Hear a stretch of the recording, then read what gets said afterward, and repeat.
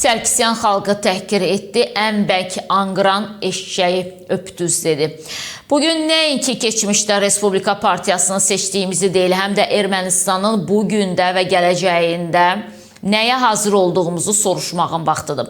Bu sualın cavabı partiyamızın yaradılmasının 40 yoxsa 50 illik yubileyinin suveren Ermənistan dövlətində qeyd ediləcəyini, yoxsa dövlətimizlə bərabər tarixin səhifələrində sadəcə olaraq yaddaşlarda qalacağını müəyyən eləyəcək. Bu sözlər Ermənistanın 3-cü prezidenti Serj Sarkisyandır. Sarkisyan son 3-10 illikdə Ermənistanın nəhəng qurbanlar verdiyi işğal siyasətinin puç və darmadağın olmasını etiraf edib və dağıdıcı prosesi dayandırmaq üçün bir sıra ümumi müzakirələrə və tədbirlərə başlamaq çağırışı ilə diaspora Ermənistanın müttəfiqlərinə və vətəndaşlarına müraciət edib. Sarkisyan uğursuzluqların bütün günahını Nikol Paşinyanda görüb və 2018-ci ildə Nikolun hakimiyyətinə yol açdığı üçün ona irad bildirənlərə kəskin reaksiya verib. Partiyamızın son qurultayında demişdim ki, mən sizi məcbur etməmişəm ki, gedib sürüdə ən bərkdən anqıran eşşəyin alnından öpəsiz. İndi son hadisələri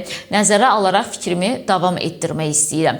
Öpdüyünüz eşşəyi qapımıza bağlamayın. Alnından öpdüyü eşşəyə görə hər kəs cavabdehdir deyə Serj Sarkisyan qeyd edib. Serj Sarkisyan ikinci prezident Robert Köçəryanın